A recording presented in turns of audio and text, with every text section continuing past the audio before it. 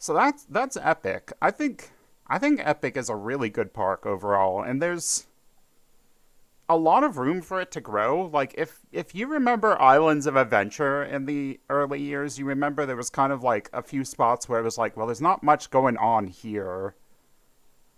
And over the years they kind of buffed up a few rides and added some more stuff, and then it's like, oh, now this is a really good park. I think Epic's going to get there. Absolutely 100%. Like it's just got such a strong design layout. Yeah, like each area is phenomenal, and that aesthetic I think is really going to help carry it.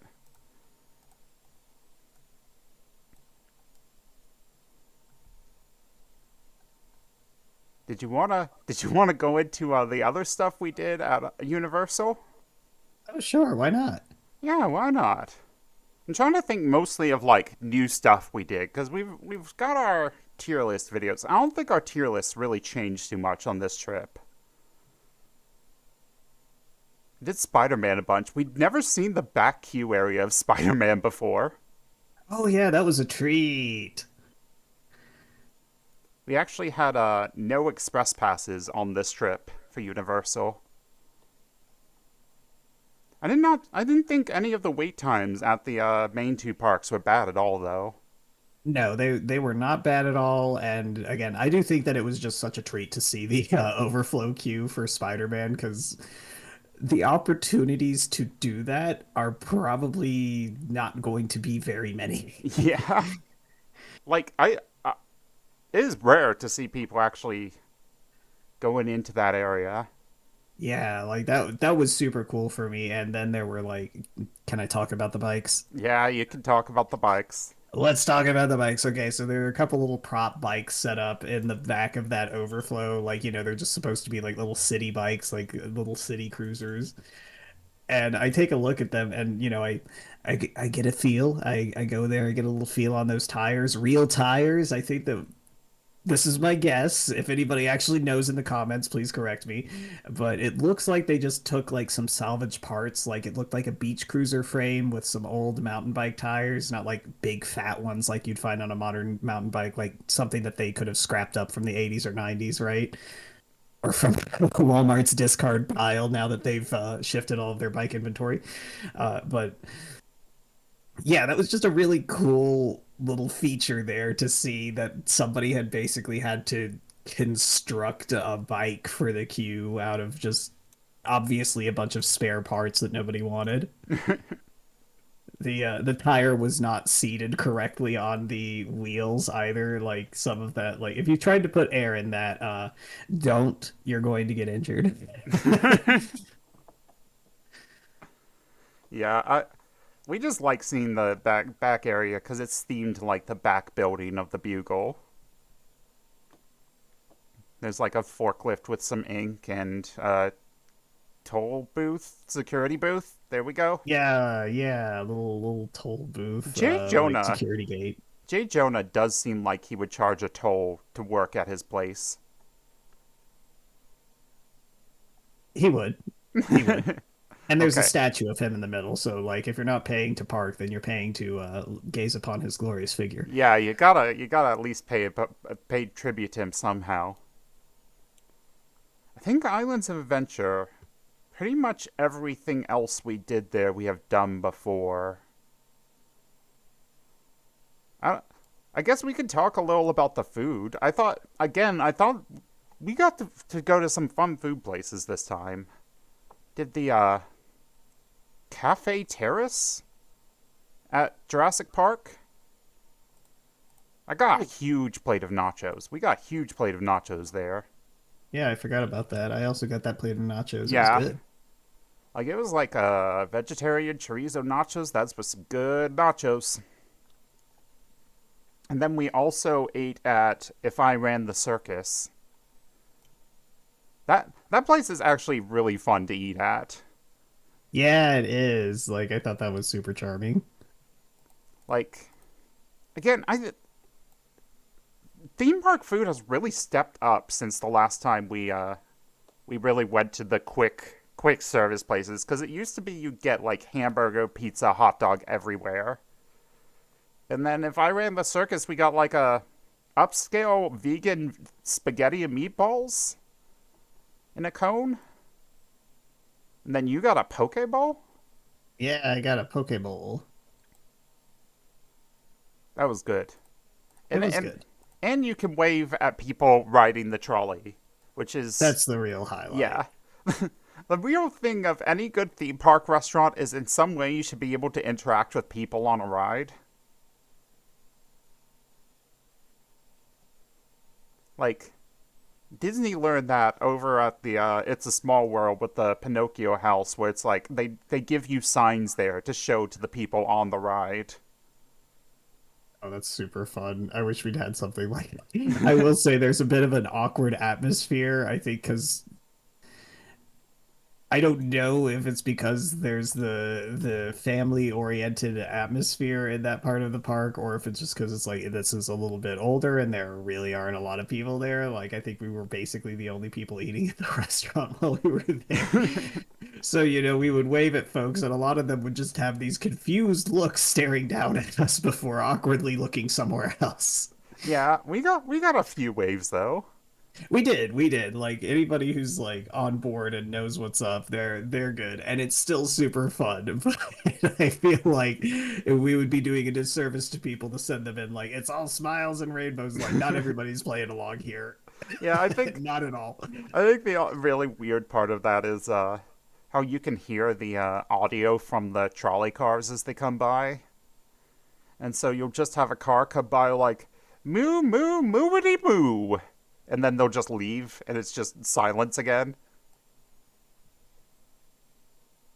Like if the restaurant were full and bustling full of people, I think that would be a very different situation, but it's just not. Yeah, it's a cute restaurant though. I like how all the booths are themed like circus cages. So you can Yeah, like you it can was you very could well themed. stick your family in a booth and then take a picture. Be like, look, you're a flibbity flobbeter. And then actual Universal, we had a few new things there, mostly from the DreamWorks area. Oh yeah, we had a lot of meet and greets. Oh yeah, the Dream. So they have the kiddie area now at main Universal, themed to all themed to DreamWorks, and the meet and greets there, it is packed. If you want meet and greets, go down the Hollywood Street. You'll probably find like five just hanging out down there. And then you go to DreamWorks and you'll find like another five just hanging around. Like that's just super nice that you can just bump into characters like that. Yeah, it's a real classic meet and greet feel. Like they have like a trolls fountain and we just walk by and there's Poppy and Branch just hanging out by the trolls fountain. And they have like the little thing where you can play with the Puss in Boots cats, and they just had Kitty Softpaws just standing right outside of it. It was a That was super, super nice. Like we just ran into The Simpsons. yeah. It's a real good area, like that whole area for meet and greets. Um, yeah, and they have the kung fu training with Po show, which is very cute. It, Super, super cute. it's a turtle talk with Crush style show where it's like they just have someone like behind the scenes acting out Poe and interacting with the audience. But unlike that type of show, they actually there's no like closed doors. It's just in an open area. It's just like the back of the playground. I think that created a lot nicer of an atmosphere than doing this normal closed doors type post show type Crush show. Yeah, like it didn't feel like it was sequestered away. It did actually feel like, kind of how you would expect a classic martial arts school to be set up, where it's just open area. You can just wander in and be a part of it.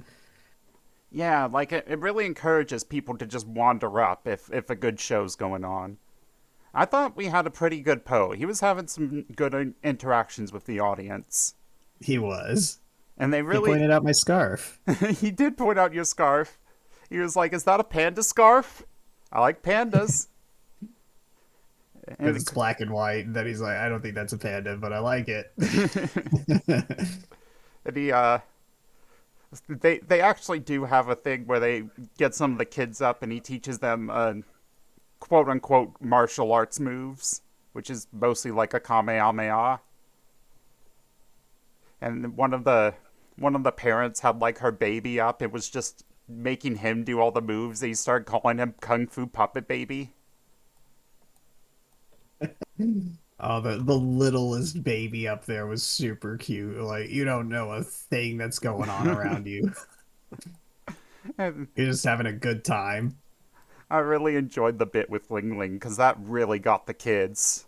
Yes, it did. And like that's the thing I think also. I don't remember this being a part of the Crush show at all, but there were some very, very limited elements of manipulation to the digital environment that Poe inhabited. Like it looked like there was a little bit more body capture going on for animating Poe, and then there are a few little things on the screen that they can activate, and then that's fun for the kids. Yeah, the Crush show just kind of has him talk to the kids for a bit, and then they do the ending bit. And I felt like this show felt a little less rushed because they didn't have to like. At some point, the ending bit, it didn't have to come in, and it was like, okay, that ended the interactive element. Like, it felt like it stayed interactive throughout the whole thing. Yeah, it did feel like okay, like actually leaving a class or a lecture hall. It's like, well, the instructor's still up there, being alive, just so you know. And then, we went to the DreamWorks Imagination Celebration show. That was cute. It's a very cute show. If you are there, uh, shout out to that show because the people working on it really need it. It's Like just play along with them, please. Please, I am begging you if you're an adult. I know it feels awkward, right? Like you're at a kids show that it's for the kids. You're part of the audience and those kids can see you too, so you should play along. And I guarantee you the cast members are really going to appreciate how much easier that makes their lives. yeah, like it felt the main dancers, they just got these big smiles on their faces the whole time while they're doing all these dance moves and they're clearly having to rush backstage, change clothes, come out, do more dance moves. And the audience is just dead the whole time. Like just having to look out on that dead freaking audience of like 30, 50 year olds who are not giving you anything. And I'm like just don't do that to them. They're working so hard, okay? It's Just a smile and wave back, smile and wave at them. That's enough. it's a very cute show though. Like they got a few DreamWorks characters out. They sing some songs from DreamWorks movies. They try and get everybody to get up and dance. Like Just they have this cute little framing story, again, it's for the little kids there, and it's just, oh, I'm older now. I don't see shapes in the clouds like I used to. That's kid stuff. Having an imagination and getting joy out of life is for kids. And we gotta drag this character through the fun of imagination and play and whatever through musical journeys and DreamWorks it, properties. it is funny how much it's about, man, I can't imagine anymore. And the solution to that is remember Shrek? Remember Kung Fu Panda? Yeah. Now your imagination's back. It's a cute show though. We soft recommend it. Like I hesitate to give it a tier ranking. Like I would probably give it like a C, but if you're in that area in the first place, I think it's worth going to the show. If I set that show up next to the show in the Isle of Berk, and I delete the showstopper moment from the Dragon show, I think that the kids show is actually better. Yeah, I think that's fair. If nothing else, it's a much more we've never actually been in that space where Barney used to be, and that's actually a pretty nice little theater in the round they've got. Oh God, it was so comfy to just have a little sit in there. If you need a sit for like a good hour or something, I don't even think it's that long, but depends on when you get It's into the queue. not that long. But just, if you just need to sit for a second, this is it. This is the best place to just sit down for a while in the park, I think. Yeah, like that is an important thing in a theme park ecosystem is the show that's not that good, but you just kind of sit down for a bit. And this Like the fills that. temperature control was so good in that room. Oh right, we also did the minions, villain con. Oh yeah, that was fun. That was we're not sure what that was gonna be like because all we heard was like moving walkway shooter ride, and it's like, well, how does that work? And it's actually like, oh, this makes a lot more sense than a full shooter ride.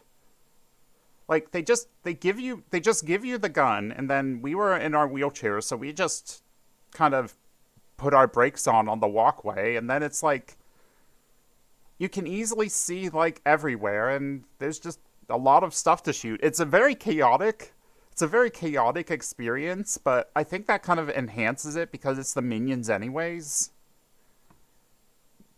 You just want to It kind of shoot. Yeah. It has that vibe to it, like walking through a really popular 80s arcade. Yeah. And the gun actually has like two buttons on it, so there's a little strategy because you have to choose when you're going to use your bombs, and you can actually hook up with the app so you can get your high score recorded and People had customize. some fun usernames on the leaderboard. Yeah, there's someone like HHN fan, I remember. I can't remember any of the funny ones now. Some guy. But yeah, Yeah, just a lot of little quirky fun names like that. it's a pretty cute experience. I thought it was very cute. I think that the part that still stands out to us most about this ride is at the end there's a sign that sources all the like artistic references that were being made throughout the ride. Oh yeah, that was really cool. We have never seen a works cited list on a theme park ride. Like, I still think that ride did a better job showcasing all of the villains that have appeared in the Despicable Me greater universe than the films did. Oh, absolutely. Like, there's just moments during that ride where it's like, oh, John Claude, and he's underwater. He's an underwater villain. Oh, Where he belongs. This guy's the roller derby villain. I get it now.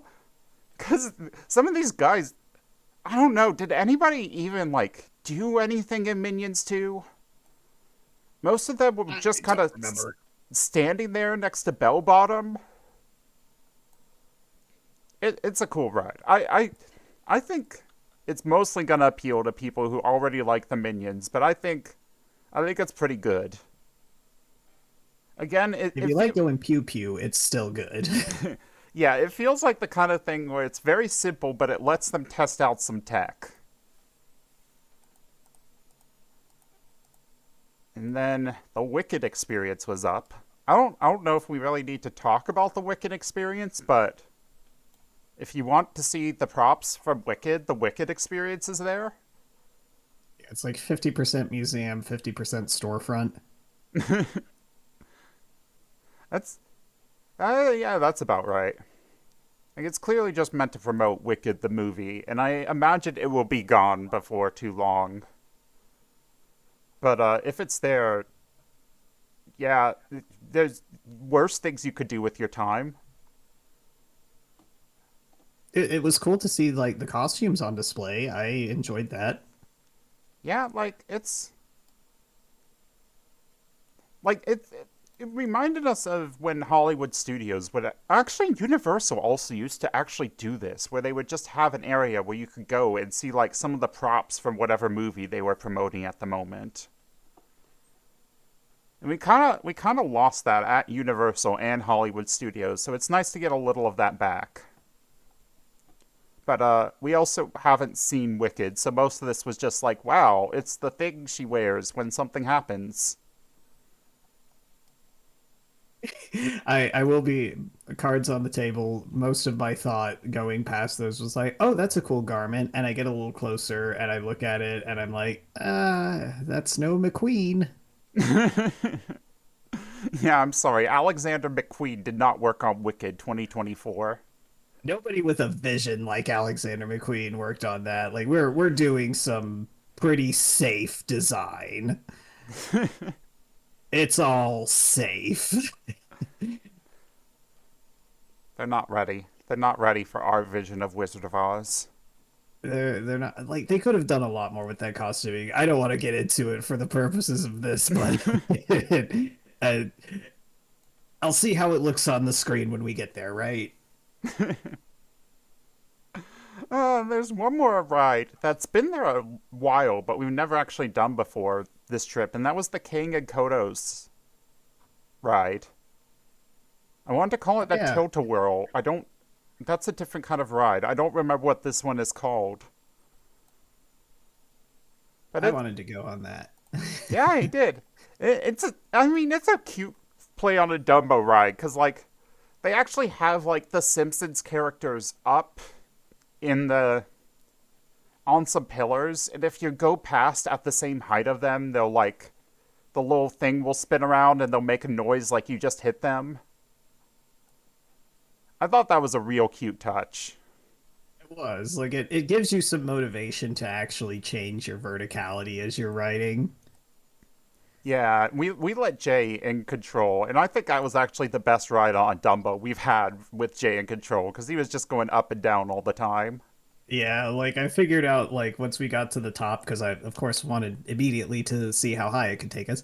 And then I just drop it and it's like, "Oh, it gives you a little bit of a drop there. Let's just keep doing that then." And then we ate at the Minions Cafe, and I'm actually surprised to be saying this, but I thought the Minions Cafe was really great. It was so like I recommend people go to the Minions Cafe. Like, they really filled that space up with a lot of like jokes and Easter eggs to find. Like they have like all the tubes going up above that, and you can see in the tubes they have like the order forms, and some of them just have like a picture of a banana on them, or Like just outright a banana. there's a lot of like home cooking appliances scattered along the walls and they just have like these big googly eyes on them. Yeah, and then I thought the touch we really liked was sometimes from the kitchen you'll just hear like random banging and minion noises, so it really feels like the minions are cooking for you back there. And we both got the cauliflower bowl there, and that was actually really good. Yeah, that was surprisingly high quality. Like it had edamame, it had some blue rice in there, kind of fitting with the minions theme. It's a shockingly good restaurant. Like Like, again, just their quick service game is really tight. yeah, we haven't talked about it at all, but they're really focused on the mobile ordering. But what you do is you sit down at a table and then you put your order in on your phone, and then you can just scan your table number, and then the person will just come by with your food, and that is all the interaction you need to have with a wait staff. And that gives them more time to be doing other things like helping the people who can't mobile order. Like cooking your food since they don't have to be sitting there acting like fawning over you for half of your meal just to ask if you need a refill of your water or something. Like just all of the things that go wrong whenever you are waited upon, it doesn't happen here. Yeah, And like it's already paid for, so when you're done, you just leave. I know you always love that part. Is it's I, done, you leave. if it's done, I don't have to sit around and wait for somebody to wander to my table and then fix the bill, which is going to take like another 10 minutes here just to do that part. Like it's really nice. I feel like we didn't eat at a bad restaurant at Universal.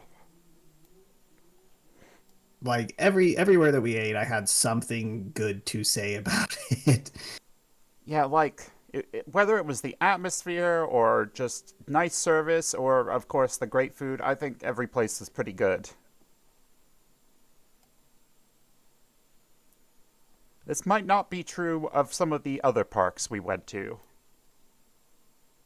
Do we want to go into the other parks or do you want to save that for another session? Well, I don't know. I think we could wrap those up pretty quick here, You think we honestly. can wrap them up pretty quick? I think we could do it. Let's start with the food. Let's not. So, so first we went to SeaWorld, and that was a day when our tummy was not doing too great. So, they had carts everywhere for, like, Seven Seas, Seven Foods Festival, whatever they call it. There's more than seven foods. Um, but none of that was really going to do good with our tummy, so we were like, oh, we'll just get a burger. And this was the saddest burger we have ever seen. I did not take a picture of this burger. I feel like showing y'all this burger would just be like, aw.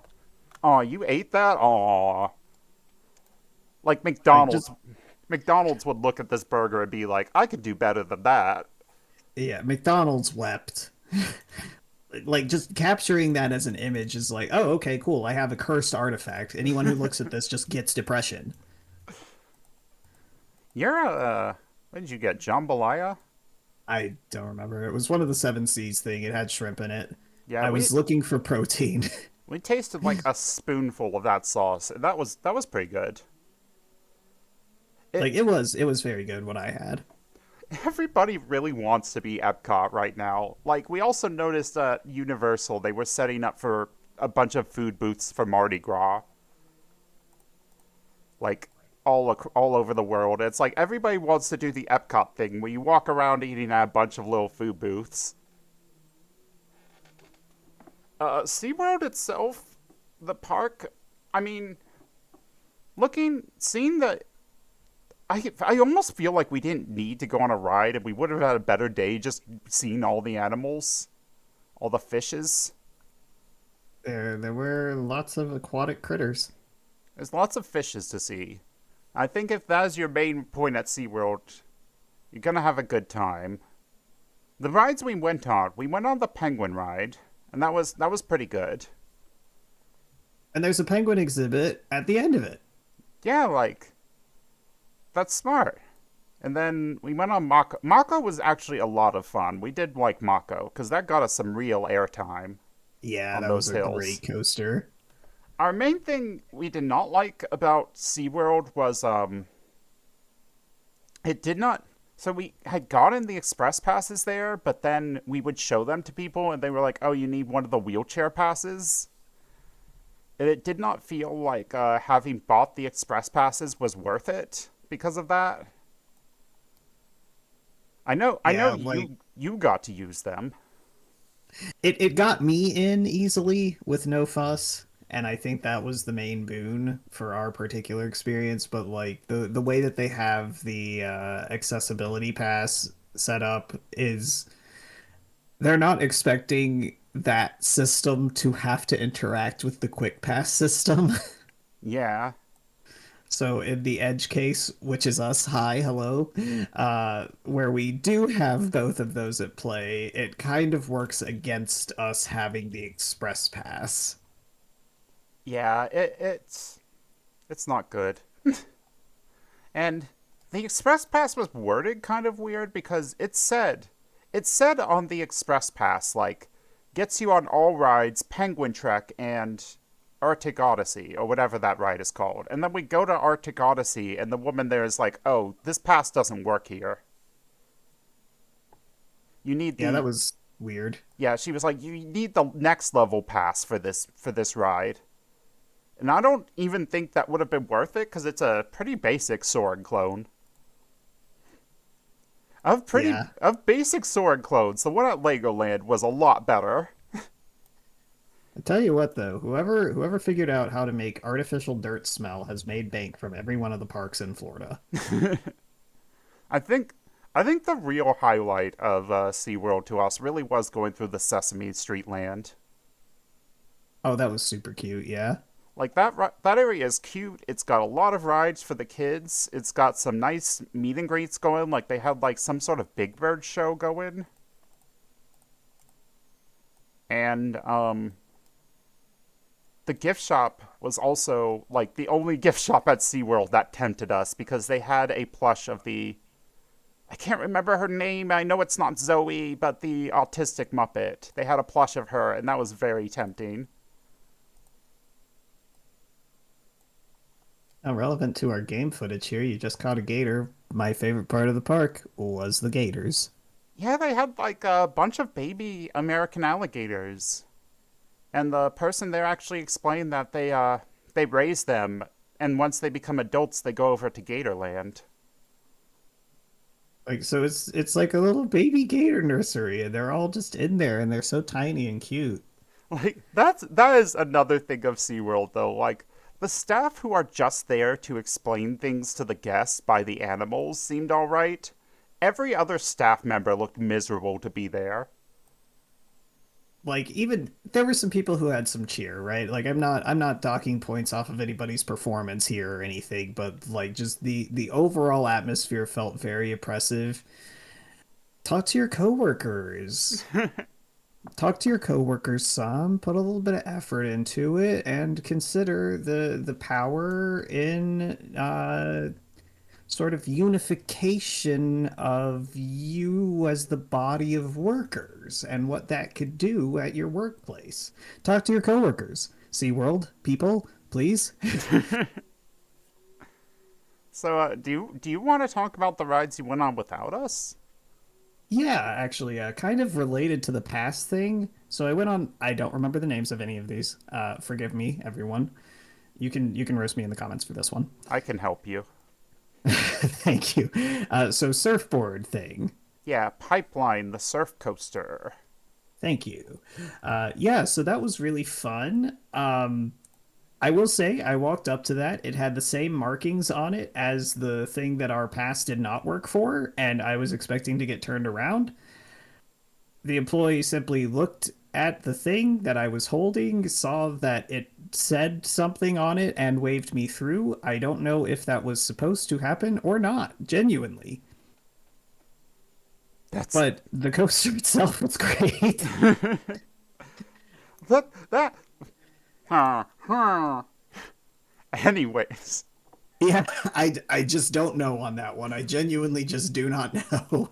But it's a standing coaster. It gives you some G's. The really nice feature about it is that the backboard, the restraint that you're locked into, actually has a little bit of mobility. So like you do need to be stood up straight when it locks in because that's the point around which it's going to start pivoting. Like it absorbs some of the G forces. Like there were moments where my feet were off of the ground.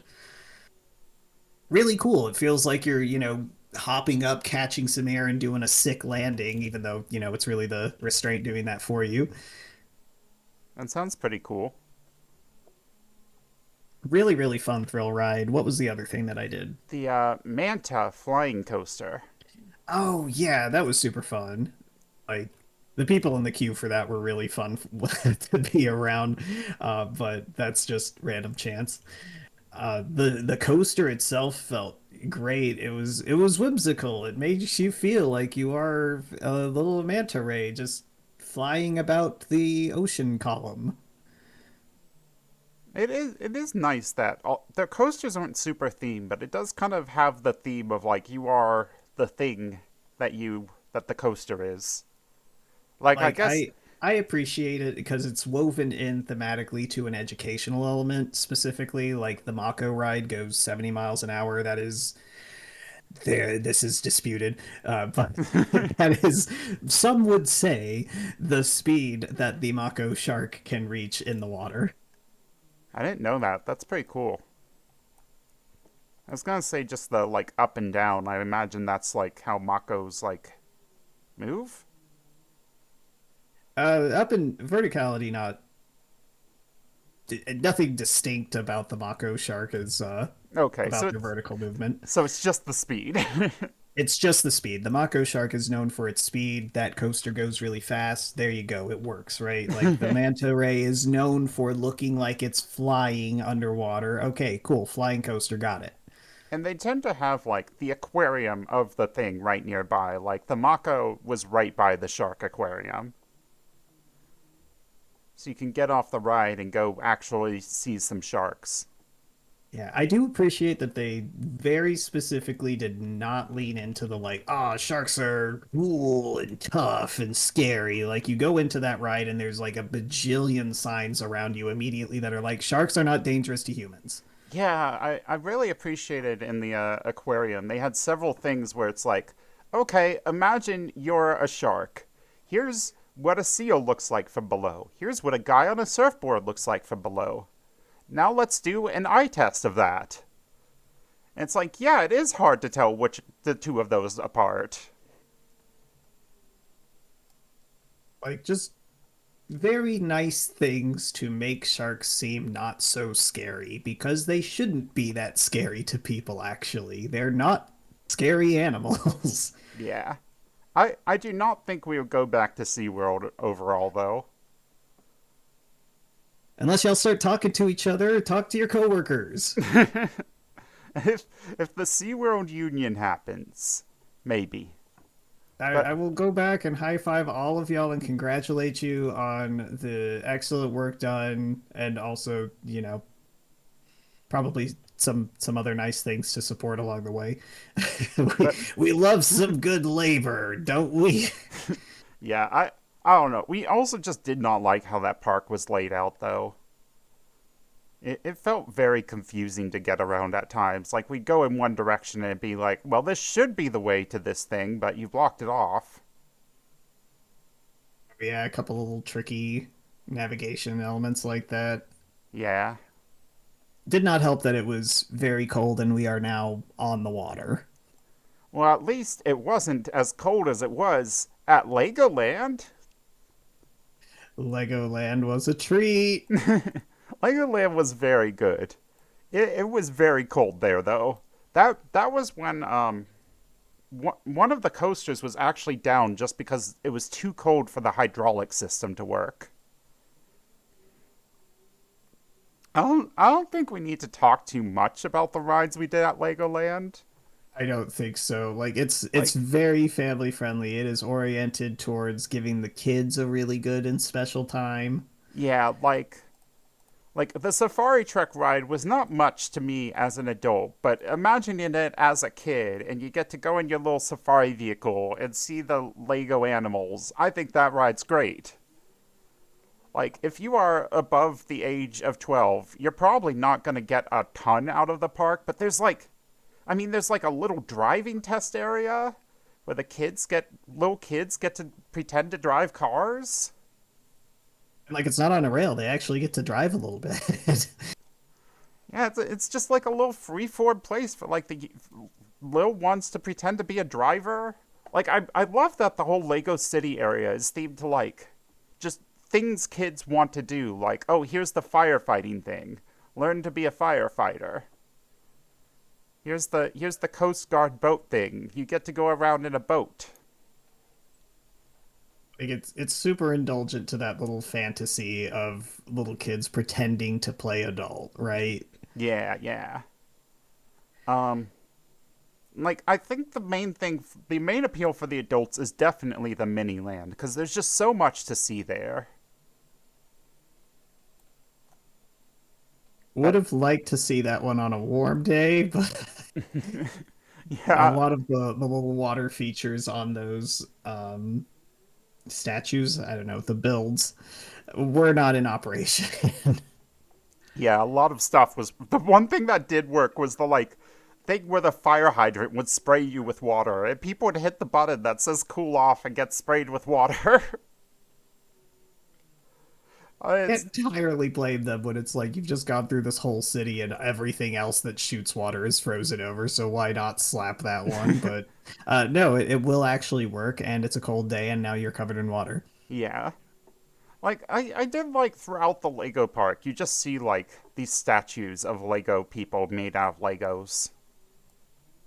Oh, that was really fun. Like, if you're a big Lego fan, I think that as an adult, you would find a lot of cool stuff at this park. Yeah.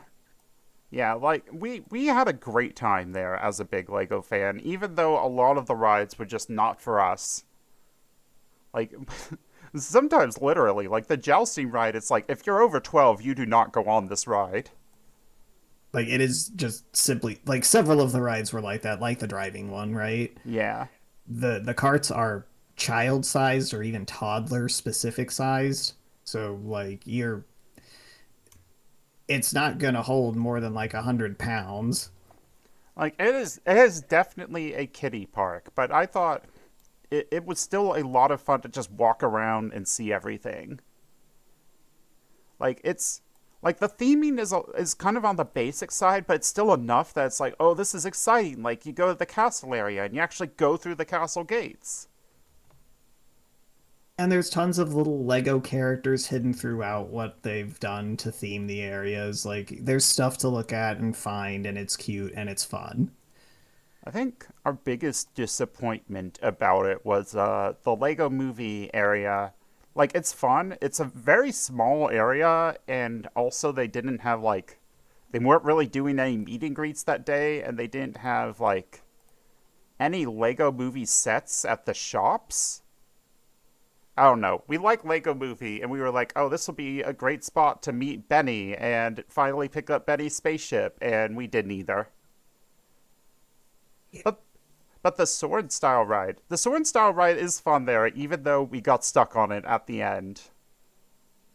Like, comparing it to the SeaWorld ride, the SeaWorld one is just like, we got a bunch of footage of animals. Here you go. There's your ride.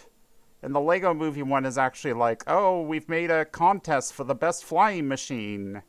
And then the Duplo aliens invade. And it's very cute. I love the Duplo. I think I think the biggest ride, like the e-ticketist ride we got on was the Lego Ninjago ride, and that was not actually great. It I would not find myself motivated to ride that ever again. Like, it's a shooter ride, but you don't have any sort of traditional gun. You're supposed to put your hand over the sensor, and it's like you're throwing energy balls out. It doesn't work. At no point did we feel like we were actually doing great on it, and that was after we had done the shooter ride with the gun, where the aim on it was just terrible. We still felt in more control with that gun.